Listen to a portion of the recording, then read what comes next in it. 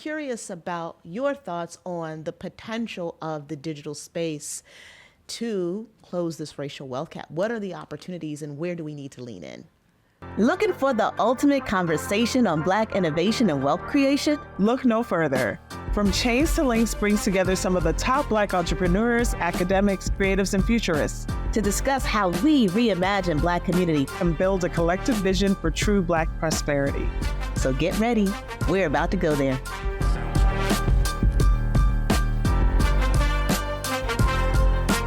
Hey everybody, and welcome back to From Chains to Links. I am your co-host, Kelly Burton, and I'm here with my other co-host, Ife Ike, the author of newly released The Equity Mindset.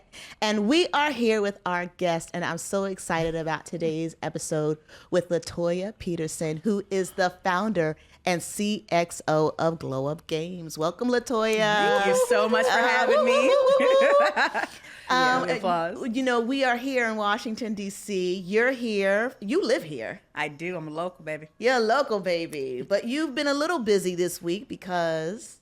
I have been everywhere. Everywhere. So it's that game studio hustle life. It's so the I game was studio hustle life. at a investment summit in Canada last week. Then I had to come to Baltimore for a HBCU meetup. Wow. I got like 2 nights at home. Then I had to, where did I go between there? Did I go to New York? I don't even remember anymore. I don't even know. It's a distant memory. And then, I know, it was like, oh, that was yesterday. I don't even know what that was. But then today I am here. You are here. And running through events. But so lovely to be here. Always awesome to be rocking with the Black Innovation Alliance. Well, I love that, and I appreciate it so much. I just want to give the audience a little bit of insight into our origin story. You were connected to us by a dear friend, Tamika Key. Hey, Tamika girl, if you out there, what's up? And we brought you in to speak to our audience around the BLADE initiative, Black Liberation in the Digital Economy, our very first virtual conference when we were still kind of in COVID. And you were one of our keynotes, and you just dropped the mic. You were so dynamic. And in my mind, I did a little like pin in my brain, like, oh yeah, we have to pull Latoya in however and wherever we can. So when we were thinking through the guests for this podcast, you are among at the top of the list of folks that we wanted to bring because your story is so dynamic, and what you're doing is so important and so inspirational. And so thank you for accepting the invitation. Oh, thank you for offering again. Yeah. So I mean, I'm a huge supporter of what you guys do with the Black Innovation Alliance. We need it. Yeah. I'm out here. We over here in game dev. Yeah. It's less than 3% of us. Wow. We all on struggle. Yeah.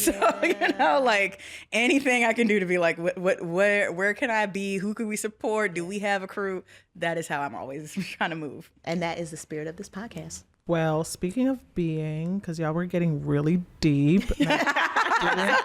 No, if we had time for this, but this is a question that Kelly loves because she is nosy. I'm intrigued. So, you know, she already mentioned that this is kind of home for you. So she likes to ask the question, where are your people from? Where are you from? People from?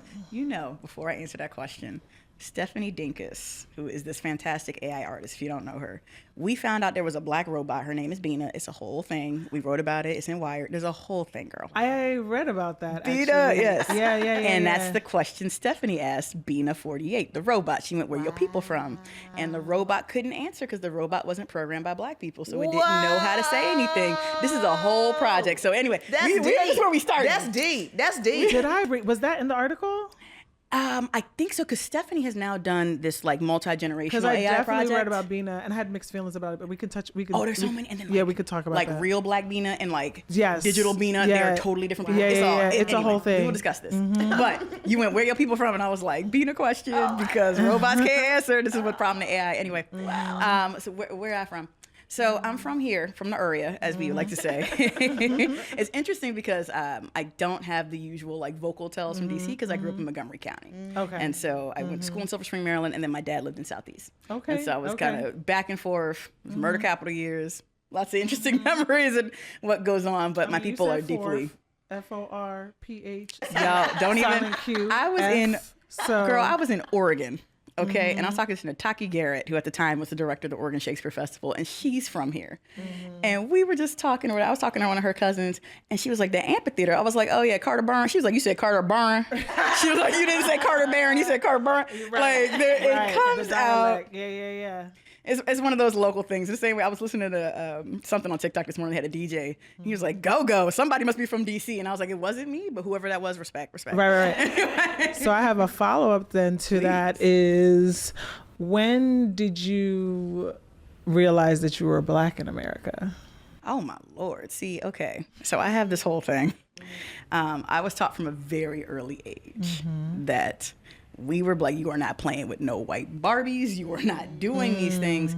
You need to have a healthy self-image. So I think, like, I read Farai Chidea's Don't Believe the Hype back when I was like 9. Wow. Right? Me and Farai are friends now, so I don't tell her how old I was when I read it. But, like, she's in the area, too. Anyway, her mom's is from here. That's dope. But, like, but these moments of, it's interesting, too, being from the D.C. area and being Black. Yeah. I realized later when I was doing civil rights studies and civil rights work that they have a thing about Washington Negroes, starting from Harry Belafonte has said this. Cash your buckets where you stand. What's his name?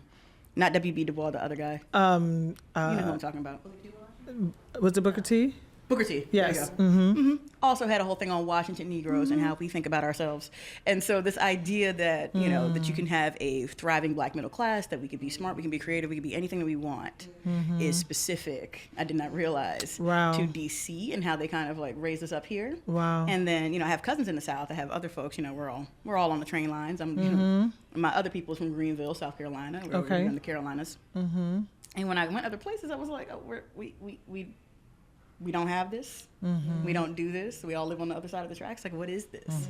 And so I think there were a series of realizations that there wasn't an issue with my Blackness, but the world was not going to be fair.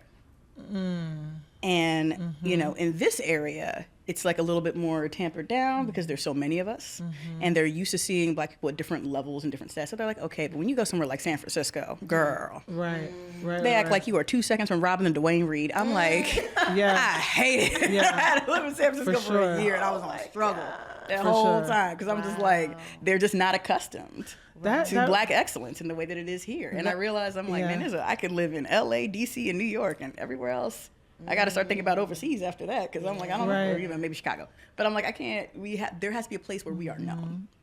But I think that being known and growing up for me was more like a class struggle because I grew up underclass, right? So I came up where we were, you know, working class to poor. And then I transitioned to being a professional. And then all of a sudden Washington opened up.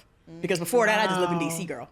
And then Washington opened up, and I started working in Washington, and it was just a different life. And so just seeing those things, I think, was a little bit more real for me. So like the Blackness was always foundational, but the class jump being here was different. And then when I go other places, you just get reminded. They're like, oh, ooh. So it's one of those.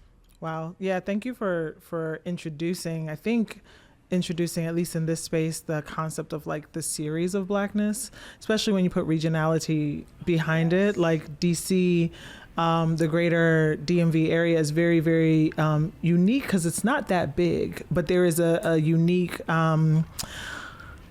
Black experience that I've learned having lived here for, 3 years at one point in time, but also like the first time I met a quote unquote native Washingtonian, because that's how like the nativeness and knowing which streets and what part of, but really I remember when the 9 Lives of Marion Barry came out. I love that documentary. I absolutely love it.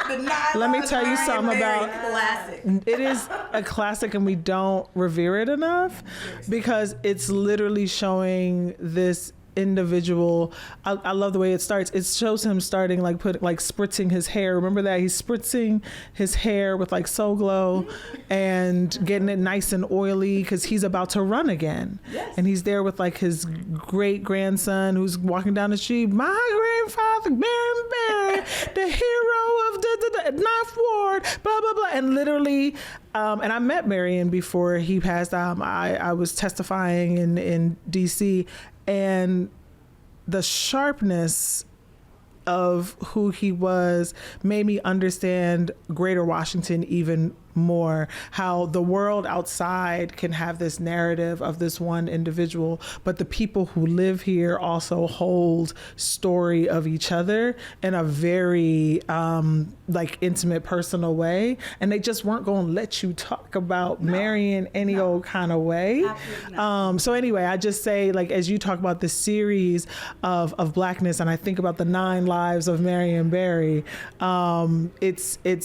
it's I think a testament to all of our experiences with Blackness, how there are different parts that open up to us, and then there are also other parts that people think and perceive of us, and it's kind of up to us as to how, like, we connect those narratives. So yeah, no, thank you for sharing that. No, absolutely. The other favorite documentary I have from this area, by the way, is The Legend of Cool Disco Dan, which is the other. So that premiered a few years ago. I still got the T-shirt. Wow. That was a few years back. And again, it's like there's a uniqueness, because you're right, DC is really small, but it, like, just think about the tapestries. And then also too, like, when I go other places, people are always like, what is this very diverse upbringing and childhood that you have, or what's going on with the Salvadorians, what's going on with the Ethiopians, and it's like, bro, we all are here. Literally. Like, this is a lunch. Like, you trying to get a star lollipop from the Asian market, and then we can go, like, it's just where everybody was. Like, Salvadorians came here after the war in '75. Like, it's just this area. This is the area where people come seek asylum, right? This is the area where we have more Ethiopians outside of the continent. Like the way that New York is with Puerto Ricans, we are with Ethiopians. Right. Like, that is. Right. So it's like, and it's a tapestry of us all together.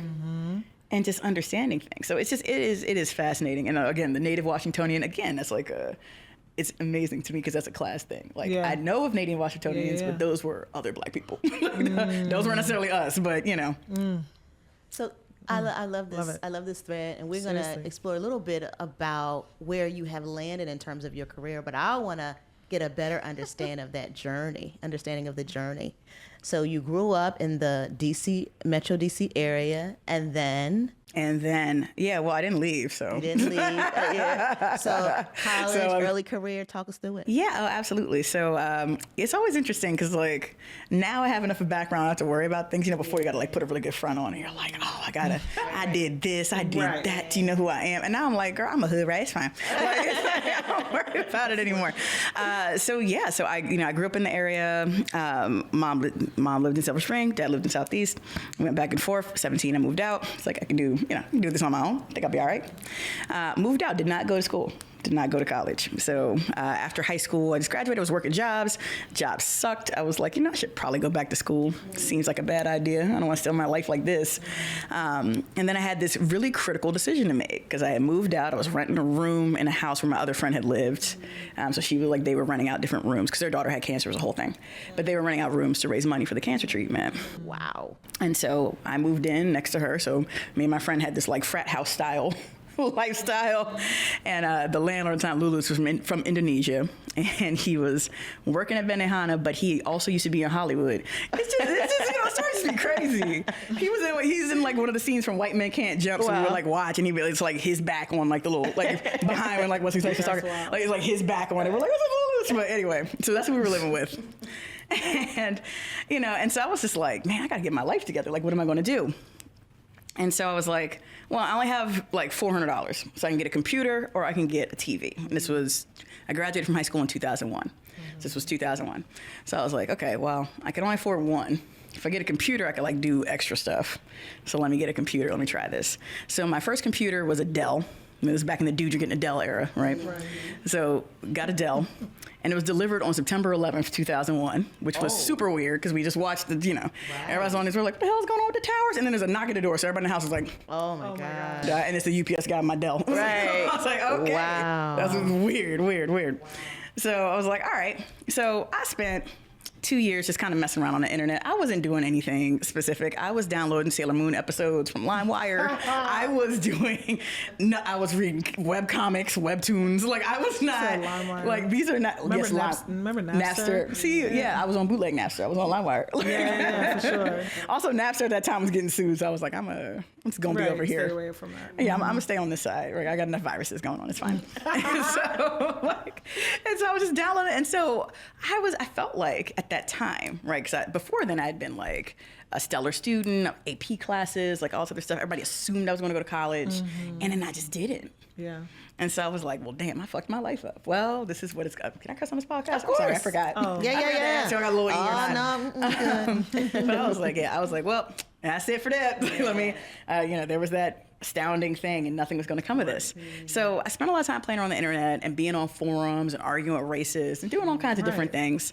And Wednesday. Just a Wednesday. Just doing dumb shit on the internet. Nothing. Right. Nothing that I thought was going to be anything. Right.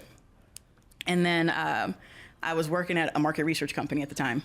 And they sent me to this remote part of like a very, very white area of Massachusetts. So much so that like they would like just stare out the car at you if you were like a black person. There was nobody. Like you were an instant celebrity, right? So they're like, who is this? So I was sitting there in that hotel room just like alienated. And I started searching just kind of like conversations about race and interesting things because I was bored. And up popped at the time, so remember this was probably about 2005, up popped a podcast, which was brand new. It was so new that Apple hadn't gotten to the podcast game. There was on this thing called Podcast Alley. But podcast. Oh my God, I remember that. Podcast Alley, yes. Oh my gosh. And there was this podcast called Addicted to Race. And I was like, oh, interesting. And it was run by my friend whose name then was Carmen Van Kerkhove. And so it was just this interesting, dynamic, flowing conversation. I was like, I like this podcast thing. I don't know what it is, but it sounds pretty dope. So I became a regular reader of the blog, which at that time was called Mixed Media Watch. And it was on a platform called Zanga. And we moved it to this new thing called WordPress. Again, this is like So dark crazy. ages of the internet. I feel like dang, it's back in GeoCities time. Woo. At this point, like when I'm talking to like my little Web3 Gen Z kids at the game studio, and I'm like, well, back in my day when we had dial-up, like all the old stuff. So I started contributing to the blog and to the podcast. Got to know Carmen. Carmen was like, why don't you just become a contributor? So I became a contributor, then I became a writer. And all this time, I never thought I could be a writer. Because I thought you had to like go to college for that and like, do professional school and things like that. But blogging was new, and it's this nascent thing. And so by that time, I was working in federal procurement for the Library of Congress. Again, I don't know, local. These are the jobs you get in D.C. I keep telling people, I'm like, look, this is some places got factories, like we got government. Like you go work for the government. So I worked in federal procurement for Library of Congress and was, writing, grant reports, procurement reports, all kind of stuff, putting stuff in Fed Biz Ops. And then I would go interview people on my lunch break or be like trying to write a blog post real quick before I had to like clock back into work. And at some point, I was like, I'm really busy. Like I got work, I got school, and I got this blogging thing. And I was like, well, let me take a semester off from school and then, to do whatever I'm going to do with this blog thing, who's even reading, who cares? And we'll see what happens at the end of it. And so I never went back to school. I ended up getting writing gigs. At some point, I started making more money from writing outside than from the actual work I was doing. Remember the first time I think I got a check from Slate for like $500 for me writing about like vampire sex. It was so stupid. And I was like, how did this happen? Where this is my life, but this was that era. Right. So started writing for Jezebel, started being a contributor, started doing all that stuff. The blog blew up. It ended up becoming Rachelicious. At some point Roger Ebert started reading our blog. Like all these people, Junot Diaz, we were like literary celebrities all of a sudden. I was on NPR all the time. We were doing different things. People started asking me to come host. So all of a sudden I had this like media and literature career that was super weird. So I would go, at that time I was still working a shift at Kramer Books. And so I would go work a brunch shift and then come back and write. And it was hilarious. I saw some of my coworkers recently because my friend was doing a book signing there. And so I went, and I was like, yeah, I used to work here. People were like, what, you used to work here?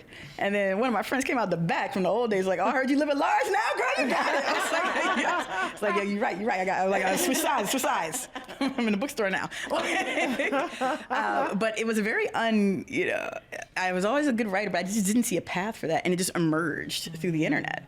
And so after that, I was kind of like, well, there's no real rules to this professional shit, apparently. Like, I could just do what I want, okay? And so I just kind of kept moving. So over time, I was doing a lot of work with a show on Al Jazeera called The Stream. It was like the first ever social media news show. That was wild. We were doing that during the Arab Spring. That was wow. Oh my God, the stories. But like, it was like one of the most impactful, like direct, like news to the people things. And I just really loved being a part of that. Ended up doing like a night fellowship at Stanford. Because I applied, and I was like, I ain't got a bachelor's degree. Like, are you sure? And they were like, there's no degree requirement to come do this program. Go for it. So I got in. I was the youngest fellow at the time. I was the first fellow that was not from a news organization, the first independent media fellow that they had ever put in the fellowship. Now I'm on the board of that fellowship. And then after you go to Stanford, nobody asks you questions about your resume anymore. You don't have to worry about it. No, they just see Stanford right. to stop reading. I was like, I didn't graduate or anything. Like, I'm just sitting here. But they're just kind of like, oh, fancy, right? And then by then I was speaking at like these larger universities, stuff like that. So it's like, okay, cool. So then I was like, well, what else can I do? Came out of Stanford, ended up looking in media production. And so I ended up going into media management. So I ended up back at Al Jazeera for their launch of their America channel. And I got poached out of there to go to Fusion, which was ABC and Univision and their joint venture. And I got poached out of there to help relaunch ESPN's The Undefeated, which is about race and sports. Wow. It's the whole thing. Wow. So did a whole bunch of stuff at, oh, thank you. And we're Anscape now. Well, they were Anscape now. Right. Yeah, but it was Undefeated at the time that I was there. And just did a whole bunch of crazy stuff, worked for Disney. Disney put me in the AR/VR group and the AI/ML group, so that's where I got the training, my initial training in artificial intelligence. Realized I wanted to go faster, found blacks in AI. I was like, I need to be down. And they were like, well, absolutely. There's 1,100 of us. Come on, girl. Like, what are you waiting for? So Timnit Gebru, who was famously the person fired from Google. She's much more than that, let me tell you. But Timnit ran the group, and so they were trying to get a group of us to go to NeurIPS, which is this big neural information processing systems conference. And so I was telling people, I was like, I got this project called AI in a Trap. Like, I don't know, it's just like a little side thing. I think it'd be cool to think about like different social norms and like whatever through music. And they were like, okay, cool, you should submit this paper to NeurIPS. And I was like, I have never done an academic paper. I don't even know what this is yet. This is ridiculous. And so I was like, oh, well, thank you so much. Like, it's a cool project, but I don't think this is right for me. And then Timnit, she must have been listening to everybody, sent this email to the listserv that was like, do not count yourself out before you let people say no to you. You need to take this shot. Like, she just sent this. I need to go find it and put on my wall where I was like, Timnit was like, basically it was like, if you don't bring y'all asses to this thing, do you know what I went through? And then later I found out like the amount that she was literally fighting the Canadian government to get people visas to come to this thing. Wow. It was ridiculous. And so I ended up sitting here with like Yan Lei Kun and all these like AI luminaries at this thing with, I still never made an academic poster, so I made like a movie poster, which was, again, like think about like that culture shock moment of like all these PhD students and in my ass. I was like, yeah, well, this is my project. But then after that, I went through an NVIDIA training. I deployed a neural network, and I started realizing that I was like, I loved working for Disney. It was one of the most fun experiences in my life. Working for ESPN was interesting as hell because I'm not into sports, but it's just like just banging with the bros. That's what we gonna do. So it was a very fun, like team-oriented, weird, very intense 3 years. And then I was like, I should do something else. What else? What else can I do here, right?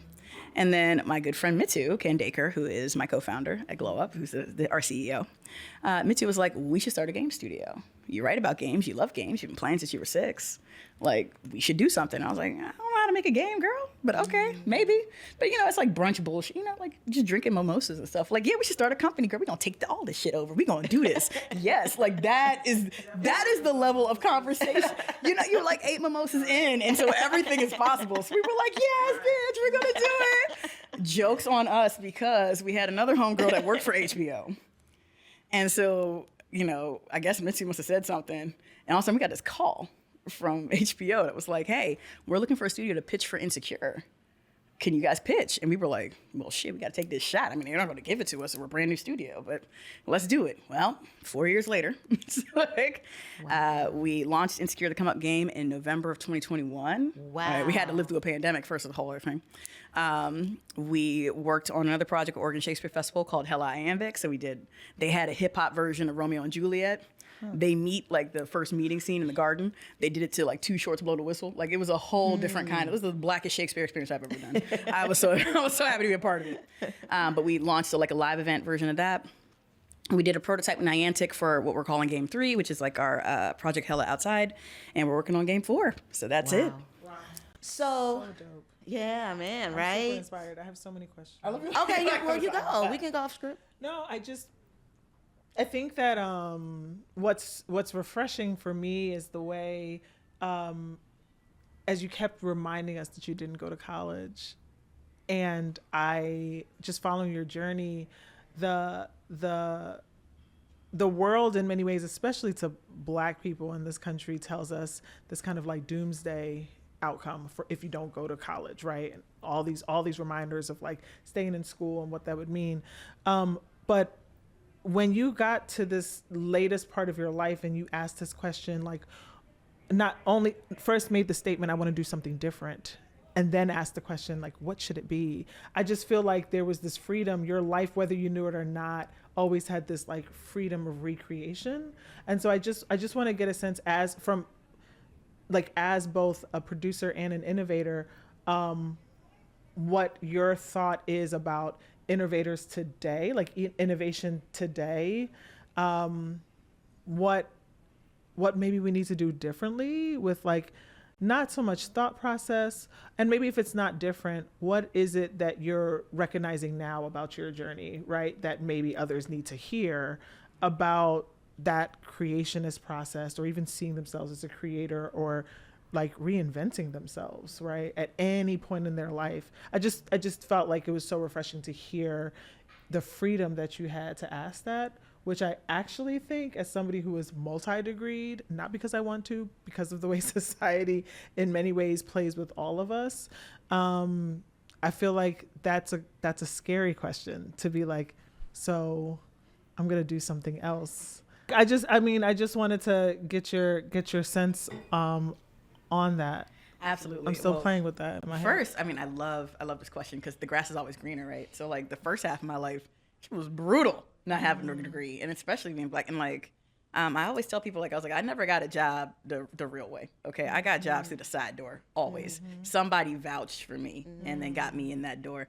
My resume is not going anywhere through. Now it is, but back then it was not happening outside of somebody vouching and being like, we think Latoya should do this. And so it is a little bit of a harder road. And then I'm like, well, I'm off doing this now. Like, that's what it is. Because it's interesting, like, there's other programs, people have been like, will you go back? Like, are you going to finish? And at this point in my career, I'm like, I don't know. Like, I want to be a librarian when I retire. Like, that's the other goal. So I'm like, at some point, I will, like, return to the stacks where I was born, right? Like, I'm just going to go die here, help kids find books. That's when I'm going to be dying. But yeah, that's when my late 50s, early 60s, I'll come to the libraries and, do this stuff I could here. see you running the banned books library. Yes. Like that. This is librarians are the thing. coolest They're people. so cool. And again, like they're all on there. Like I used to be a circulation desk associate. Again, I had like 30,000 jobs. Like y'all remember in Living Color, like, hey mom, like my friends would be like, Toya, especially in the old days, I would be working 3-4 jobs at the same time. Like, Latoya, and picking up in brunch shifts at Kramer's. I was hustling, trying to get up out of here. But yeah, so it's interesting because school gives you structure, and they tell you kind of what to learn and how to learn it. And when you learn independently, you don't have that structure. You don't know, like it's random. I have big gaps in my knowledge just because I learned stuff when I felt like learning it, or I learned stuff when it like was presented to me. It's not necessarily something that was like structured. Yeah. You don't have advisors checking your work, telling you what to do. Like I came up on the blogosphere. Like that's how I became a writer, and that meant people just attack you all the time until at some point you write well enough where they just attack your message and not like your structure or your grammar. Like that's how I learned how to write. I was like, oh, okay. That was your classroom. That was the classroom. Yeah. In real time. Right. Live. And it was also like that era. specifically because it could have easily worked out a different way. Like I could have like a lot of my friends were like strippers. Like you didn't have like we like sex workers. Yes, we didn't have like great job options out of high school all the time. And so I was in like the AP program, so they were like, yeah, they expect you to go to college. Right. But let me tell you something. If you're not in an AP program, they do not expect anything out of you. Like that is, you can just sit there. And I went to 3 different high schools. So it's like, you go to different places and what they expect of you really varies depending on what region you're in. I went to schools in Montgomery County, PG, and in DC. It just depends. And so it's a weird one. Asking that open question though, again, like, you know that joke about Snoop Dogg where they're like, oh, Snoop has completed the game of life and now he's just doing side quests? Because Snoop just be doing the most random stuff. I love it. It's my dream. Every time I hear a new Snoop story, I'm like, I need to read this memoir. Like, what were you doing? Right? Like at all times. But like, that's kind of how I feel because like, so if you're following a path, right? You know what the path is. Like, oh, if you want to be on the hill. Right. Like you're doing these internships, like this is where you need to get to. You're studying poli-sci, you're going to get your master's. In DC, they got the like status JD. I don't want to practice law, but I'm just going to go get my law degree. Right. You know how we do. Oh my Lord. Right. And then especially among the educated black girls set. I got a friend right now, went through a breakup, went back getting her another master's. I'm like, girl, what, another master's? Went through a breakup, she mad, now she's gonna get a master's degree. Like that is the way. So remember, like when you grow up in this environment, not going to school feels like a deep failure. You're like, damn, like DC's in income inequality, right? There was a study that came out a few years ago. High school diplomas, you make $13 an hour. College degree, you make $33. Like it is just a bananas. Like this weird hack of the internet was a thing. Like that wasn't a career path that anyone understood. You couldn't have told me when I started doing this that they were like, oh, later people want to interview you and you're going to be in all these academic journals and whatever, and the National Women's Museum is going to call you for consulting your perspective, being just doing stuff. I don't know. And so for me, because I've always just done stuff, I don't know, sounds cool, I'll try it, right? That's generally been my attitude toward life. That is how these opportunities have appeared. And so, it would be nice if things were more structured. Like, I also didn't realize, like, game development was, like, learning at a 90-degree angle. Like, I felt like I was going up a cliff face the first 3 years of just the amount of stuff we didn't know was getting stomped into you. Why is stuff wrong? Why doesn't this work? Nobody knows. It's just insanity. And then I found out later that there are no rules in game development. Everything's outdated in 3 years. Nobody knows anything. Everything is kind of getting made up as you go along anyway. And what was a hit last year or 4 years ago or 5 years ago might not be replicated. There's not like a formula. Right. And so gaming, like more so than, media and journalism, which I was in first, and more so than television, any kind of linear. Gaming was just this chaotic matrix like of jazz. Yeah, it's worse than jazz. I always say I gave this talk at NYU, and I was like, before I got into game development, I thought it was a science, right? Like you just get the input and these outputs and you figure it out. And now I realize this joint is alchemy. Like you are like, I got a bunch of stuff in this pot. Maybe gold, maybe not. Could be lead. We don't know. And I mean, like, it is just humbling. It is humbling dope. And brutal and amazing and ridiculous and addictive. It is just weird. And so I think all of the weird not having a structure prepared me really well for these areas in innovation where there is no roadmap. We built a rap rhyme mechanic that was composition because we were dumb. This is also that was innovation. A bar though. That came out like hip hop. Because it was you have to be foolish, or either like stay hungry, stay foolish, naive. Those things are basically like, if you know how bad this is going to be when you go into it, you will not do it. It's not going to happen.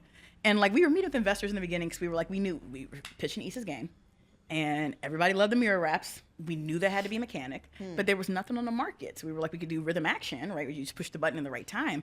We were like, no, we want people to be able to write rhymes. Like we should be able to do this. And my co-founder's an engineer. She's just as crazy as I am. So she was like, yeah, we can do this. We got our friend Anongo. She's a rapper. Teaches at Brown now, but she's a rapper named Samus. And we were like, all right, like, Samus, are you down? Can you do this? She was like, of course I can. So we're sitting there, we're trying to work on it, and we're figuring out this system. And it's like, okay, how do we systematize rap? Which, again, had we been slightly smarter, done a little bit more research, we would have been like, this is impossible. Like, it's not a thing you can even, how do you even explain how to write a rap song? What is the difference? What is the difference? I was talking to somebody who worked at Def Jam, worked on the Def Jam games. And we were talking, because he's like a music person. And he was like, I can't even articulate the difference between like new metal and like metal rap. Because he's like, these are two subgenres of metal. And he was like, I listen to them all the time. They don't sound the same. I know they're different. But if I'm like, well, this song is, there's always an exception. There's always something that changes that rule. I know what Busta Rhymes sounds like. I know what Jay-Z sounds like. I know what Lil' Kim sounds like. But if you try to make that a system, which is what game design is, right? You're making this a system. You're making this human thing legible to a computer. And then setting it up to be scored. And we're doing stuff that just doesn't, English doesn't make sense as a language. Just again, any non-English speaker, any language learner knows they're like, English don't make no sense. So we're in here, then we're trying to use slang, which changes and adapts and is different era to era, region to region. There isn't a standardized spelling. Like, oh my God, the Guap Wars. We had an entire session at the studio where we're like, is Guap G-W-O-P or G-U-A-P? Are we going with Big Sean? We're going with Big Crit. Which Guap are we, what are they going to know? Wow. Insanity. And then, you're on the back. So I'm talking to game designers who are all mathematicians. I'm not like a math person, which is a whole weird thing because I'm not a math person. I got to do math all the time. So you're sitting there with a bunch of game designers, and they're like, you got to think about the combinatorics. That's why I'm like, I don't even know what that means. What is a combinatoric? It's basically like they built it like a card game. And so, again, when I started getting more into game design, I started to realize like the elegance something. Like, again, you're playing spades, right? But you can play spades with the same deck of cards you could play bidwits with. You play spades with the same deck of cards you play spoon with. You play spades with the same deck of cards you play poker with. Those are all different games, all different things. That same 52 cards is just being utilized in different ways to make hundreds and hundreds of games. That is genius level design, right? And that you can go anywhere in the world and pull out a pack of cards and people will have a game. I was playing this, one of my favorite games is Persona 5. This Japanese RPG. It is bananas. I am obsessed with that game. It's ridiculous. It's a running joke at the studio at this point because they're like, someone's like, "So what's your favorite game?" And then everybody was like, "Persona 5." I was like, "No, it is not. I have other games I play." But this one just happened to be the one that was amazing. And I happened to be trying to make my first game at the same time I was playing it. And so I was like, Persona 5. And then now it's a running joke because every time I have a game design problem, I can look at what happened in Persona 5. So we were doing the play with Oregon Shakespeare Festival. And I'm like, how do we convey this video game thing that's happening in a live production? But it turns out Persona 5 had a stage play in Japan and it's on Crunchyroll. And like, they had it. And I was like, Persona 5 is the best. Anyway, whole tangent. But Persona 5 is a card game called Typhoon. Persona 5 is getting a lot of shout out to the creators of Persona 5. Look, Atlas Studios, my son was like, "Mom, you're going to graduate from Globe and go work at Atlas." I was like, "Gavin, that's not how this works." But thank you for assuming that this is what we're going to go do. But it's a movement. Like that journey took over. It is an amazing game. Wow. But like there's a card game that they stick in the Royal called Typhoon, which again, that same 52. I've never played Typhoon, but you're sitting there playing with your friends, playing a game of cards, hanging out in this little lounge. And I'm just like, this is like genius. Like all of this stuff coming together is insanity. And like with our team, like we're coders, rappers, artists. Half of us had never worked in game design before. And we're all just kind of like, well, we think this makes sense. This feels good. From a rap perspective, I would do it this way. And so that foolishness, that naivete that we could do it meant that we made a system that worked in a place where other larger games companies weren't able to do it. So now we're in year 4 of this new system we developed. It's probably going to be good around year 8 or so. As we keep refining it and figuring stuff out, I'm over here talking to like medieval cookbook enthusiasts who make game languages. How I saw this problem. Oh yeah, you got to just strip out the consonants, make it metronomes. Like there's all of this stuff. Yeah, I was like, I'm looking at the spreadsheet Nango made, and I was like, what's a lemma? And she was like, what's what a lemma is? And like we're going into like obscure pieces of grammar because at some point we have to tell the computer, what is this? What value does it have? How do you weight it? How do you know the right word was deployed in the right way? There's just all of these things. So anyway, staying foolish, staying stupid is great because you think that you can do something and you will eventually find your way through it if you keep working at it. And if you know too much, sometimes you're not going to attempt it because it's just too ridiculous. Would I do this again? Hell no. Why did we decide to do that for our first game? That was so dumb, but we did it. So now we're here. So this This is such a great conversation, and I love your story and your storytelling. Like I can listen to you. I can listen to you talk all day, like for real. So going back to how we first connected with Blade, yes, we are rolling out the second iteration of the Blade Report, and we're so excited about it. And for the folks who are listening, in the first Blade Report, we outlined the 8 domains of the digital economy, one of which was gaming and esports. Yes. Okay. So with this most recent iteration, we have interviewed approximately 900 digital entrepreneurs to get a better understanding of the ways that they were leveraging the internet and the digital economy to make money. And one of the early takeaways is that Black digital entrepreneurs are outperforming Black entrepreneurs writ large. So to your point, there's something about the internet that we assume would be potentially a leveler because there are certain, barriers and hurdles to entry that are removed within the digital landscape. So I'm curious about your thoughts on the potential of the digital space to close this racial wealth gap. What are the opportunities and where do we need to lean in? Ooh, that is a big, loaded question. I appreciate you asking it. I also want to say I appreciate you guys gathering data because that's the biggest gap that we have. Like when we started Glow Up, there were no comps. They were like, do Black women even play video games? Like, what are you talking about? Like, what? So it's like, like I came from TV. Like if I'm making a show, right? You wouldn't have a show with no comps. You're like, oh yeah, the people who watch Insecure probably watched, Friends. They probably watch Family Matters. They probably watch Fresh Prince. They probably watch this and, they definitely watch Girlfriends, like stuff like that. But we had nothing to go on from video games. Video games had less data. And because they don't break out Black consumers. They don't see us as a market that is worth doing. And then there's some issues around data. There's data restrictions around how they even gather type intel. Because generally when they're gathering race data, they're using it to discriminate. So there are restrictions that like that makes it very dicey to even ask somebody like, like what is your ethnicity? Ethnicity, as you know, is normally determined by zip code. They look at your zip code. It's a proxy. And they make make a proxy judgment. So that if they're trying to say, this is how many Black people, they look at your zip code. Fascinating. Isn't it? So many things that we've learned on this journey.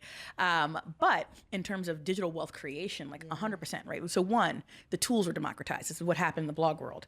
Back in the day, you had like GeoCities. You had to build your own webpage and then build the content on it. And that was duh. I mean, like, I was on there. I had an Angel Fire page, put my little blink tags. That felt really good about myself. But, you really had to do a lot of labor to get to the meat of what you wanted to do. And then blogging democratized that. Web 2.0 democratized all of those things because all of a sudden it was just like, okay, well, we already got the framework. You just got to come and put your content in it. What you looking for? And I see the same revolution happening right now with TikTok, where all of a sudden it's just like, but you can just do anything. Like, okay, fine. You don't need that much. Like, it's all on your phone. Just hit the button a couple times. You don't need a whole crew. You don't need a whole setup. When you're at the professional levels, you do. But for the average person, all of a sudden it became like you didn't need editing skills anymore in the same way. You don't need those things to be able to sit and put your podcast on TikTok or do whatever you want.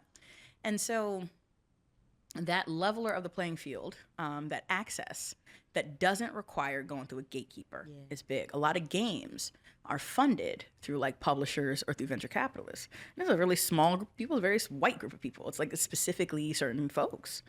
And if they weren't feeling you, that was it. It used to be. And then all of a sudden it democratized. So even like mobile games, a lot of the big games companies were really slow to mobile. They're like, who's going to even play on this? And it was literally Apple not even trying to do anything. It was kind of like, what else can we put in this app store? Games. That birthed this huge market with mobile gaming and allowed for like direct publishing and Apple developer licenses. I think it's $129 now, but it's like $99 a year when we started. It's $100. It's not the same level of investment it used to be.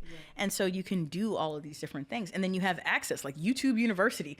The amount of stuff you can just learn because somebody put it on YouTube. Like, I don't know how to, and it's anything. Right. I don't know how to fix my sink. I don't know how to do this thing in Blender. I don't know what a shader is, and I don't know how to calculate the Fibonacci sequence. All of those things are on YouTube. I can just look, somebody did something with it. And so it's like, it's created all of these places that allow you to not have the overhead, to not have to put things together. Like, think about Black broadcast, right? Like, think about BET and Channel One. And just think about like the innovation, because again, from this area. Once again, how do these things happen? We are all here. Right. But thinking about what it takes to mount a television channel, right? and like the billions of dollars that takes, the staffing and the marketing and all of the licensing, all the things you have to do to make a TV channel work. And now everybody has broadcast capability from their freaking phone. It is a phone. My favorite stat about phones is they were like, the average phone has more computing power than what we use to send the astronauts to Mars. To the moon the first time. The moonwalk had less computing power than your average cell phone now. That is insane to me. Because I was like, I was just out there in space with a calculator. Like, what? How did this happen? But it's again, foolish. You're like, we can do this. We can totally run this calculator and make everybody go to space. Everybody's delusional. That's how we all work. You can't tell our people all statistics. You can't tell anybody. Where's Nana? Why is Nana going to Mars? What did you do? Why did you create this? Why ship? did this happen? Why not? It was there, and there's probably a dance trend to go with it. Like that is how we do everything. But there's an opportunity there, and like you're seeing this. Like I participated in like this Black in Crypto study that was really interesting from Cradle, this like crypto research lab, and they found that African Americans are higher adopters of crypto. Yeah.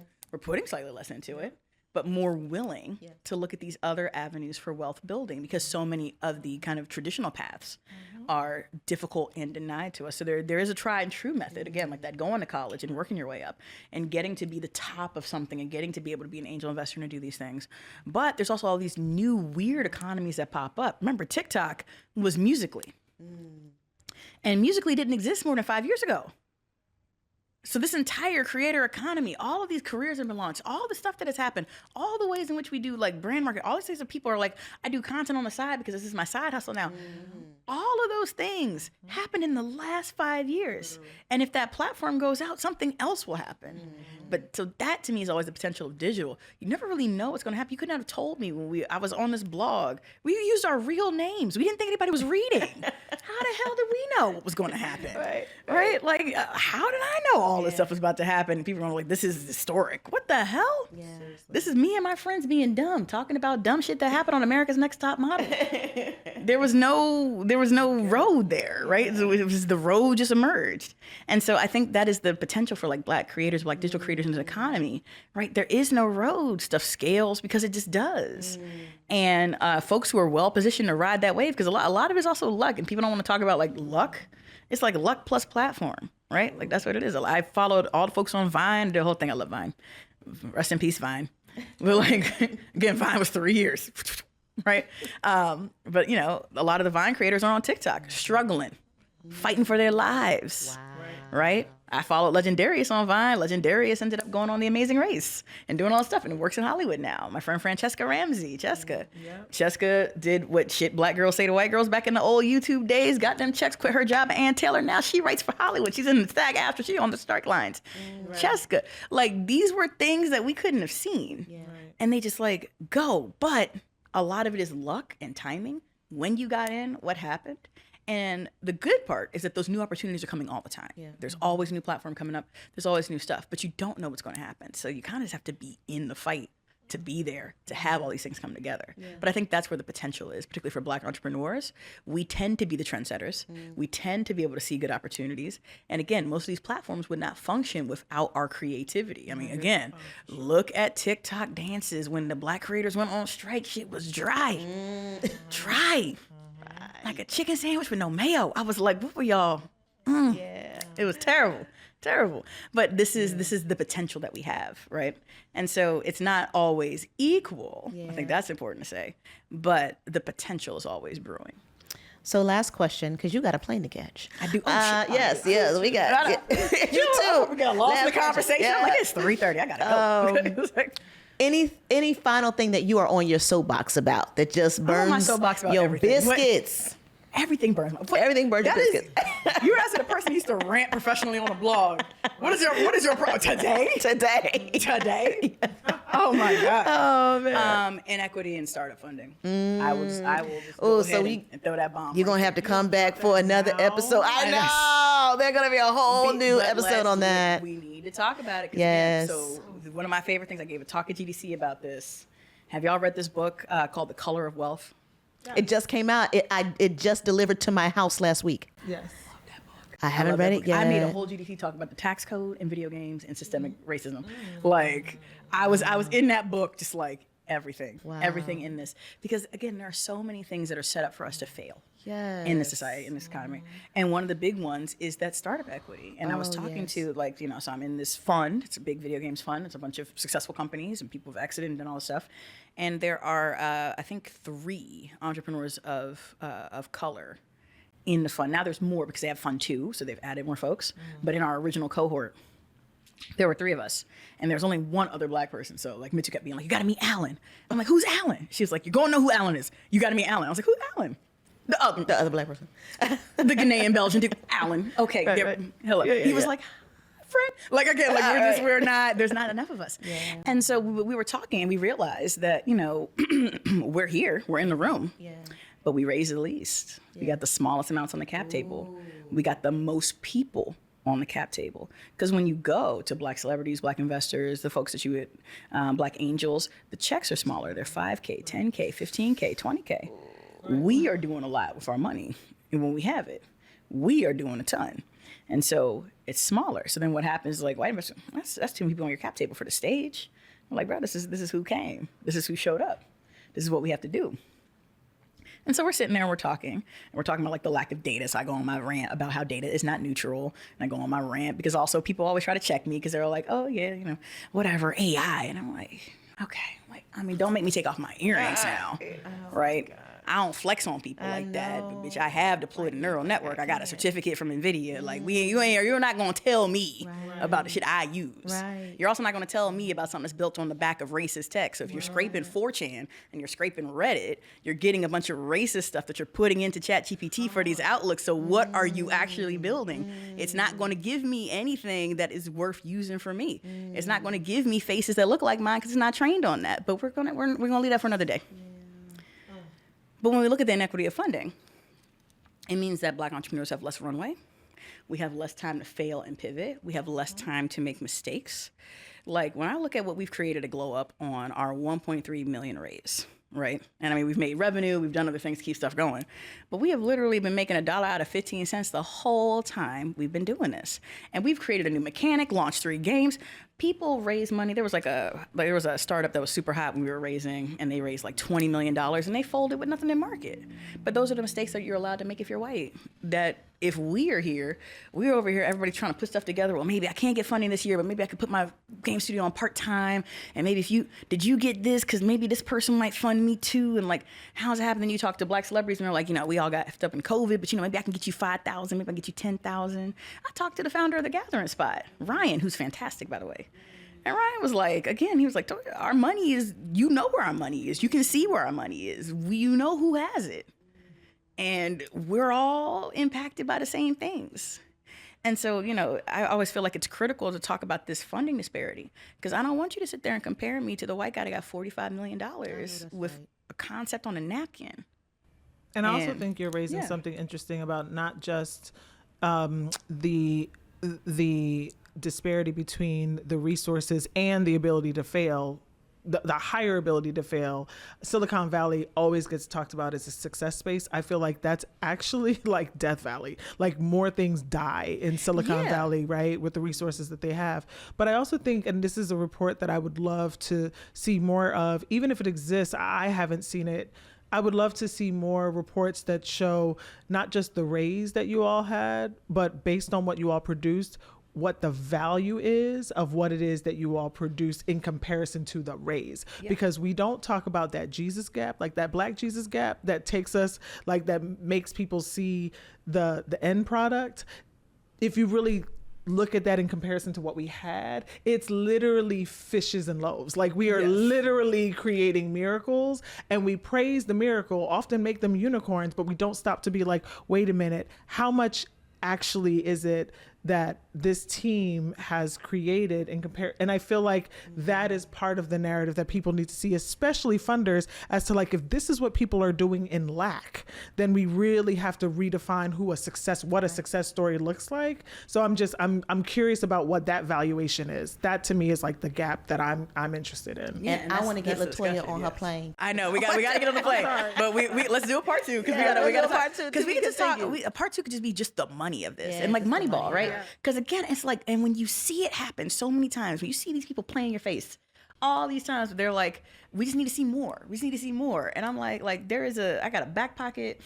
I was like, for when we fame, this conversation of sitting there and talking to some white investors and seeing who they funded and then getting that person's deck and sending it to our Techstars MD, because we went through Techstars. So send it to our MD at Techstars. And he's like, there's not even a product here. Like, what was getting funded? You got to go get your plane. Well, yeah, we got to get our plane. But we start this on how much gets right. funded on concepts, like white concepts get funded. Yes. And like black double Dutch will still have to. Well, what we know is, we mentioned this yesterday at the panel, but we would love to see a hearing in Congress, bringing the top 5 CEOs of Silicon Valley to do a hearing to explain to us why 96% of venture funding goes to white men. That's what we would love to know and understand. And make it make sense. And they will always say this, because again, with us, it's proof. Yeah. Prove it. What are your numbers? What are your metrics? What is going on? Yeah. And with them, it's kind of a good feeling. Yeah, it's a good feeling. All you need is a good feeling. It's that benefit of the doubt. Yeah. It's just, that's the way that it breaks all the time. Because I was like, a lot of people funded us. It was just, we had a good feeling. Attribution a lot of bias. Yeah. And again, that buys you a lot of time. For sure. Yeah. So anyway, we got to end it here, but we could talk about this for days. Thank you so much for joining us for this podcast. Anytime. Your story is so inspirational, and what you're doing is so powerful, and I just wish you all the money. I was about to say luck and good juju. No. And give me all the money. I wish you all the 7, 8, joy. 9-figure checks in your life, and a lot of grace and mercy. But you know what? Sometimes you realize that like you don't get something for a reason. Sometimes you got to be in a position that the Lord wants you to be in a position, right? Like there's a whole thing that sometimes. I mean, Yvonne's whole setup. Sometimes you just got to be like, well, you know what, Jesus, if you want me to keep doing this, it shit don't make no sense. But we still here. Okay. Let's play this out. Sometimes you got to play it out. I'm like, Lord, can I get a different hand in this Shit, this card game? Oh yeah. Can I get a different hand? Can I get some aces? I am not the strongest soldier. Can I get some aces and some queens and some kings in here? However you feel, Jesus was the king of making no sense. So I'm here. Again, when you walk these journeys, I mean, you know what I'm saying. She don't want to get it don't make sense. You don't want to get on the plane. I'm not going to be blamed. I'm not going to be blamed. You're going to be the same taxi to I'm not going to be blamed for it. And to be clear, they both going to be like this. Not a promotion of any faith, but we're just saying Black Jesus as a person was black. So it's not real person. Thank you, believe for what me. you need to believe. But again, Exactly. I'm the most unlikely church lady. I understand. Put it up there. I'll put the church finger up as we exit this conversation. These two saints are liars, and they literally just brought in the whole Holy Spirit. But thank you for joining us at Chains to Links. What? Latoya, where can they find you? If you want to be found, because that's another thing. I am easy. Girl, can't nobody miss me. Have you seen me? Have you seen? I got purple hair. Can't nobody miss me. They know who I am. So you can always find me at Glow Up Games. Latoya at Latoya P on Instagram. I don't know what is going on with Twitter. It is a hash fire. I still check messages sometimes. On X. What? I ain't even acting like that. I'm allegedly on Blue Sky. If you look for Latoya, you will find me. Yes. Right? If you look for Latoya Game Development, you will find me. Yes. Latoya at glowup.games. You can come talk to me directly. Go to work. I'm around. So dope. Thank you, Latoya. Thank so you. grateful for you. All right. Thanks, everybody, for joining and us. Game Dev Mom on TikTok. They don't post nothing. So Game Dev Mom on TikTok. Yeah.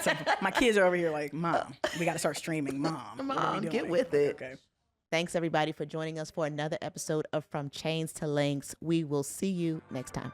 Hey, everybody. Hope you loved the episode as much as we did. Join us at blackinnovationalliance.com to continue the conversation. And remember to subscribe, like, And share the podcast as we continue to build the movement for true Black prosperity.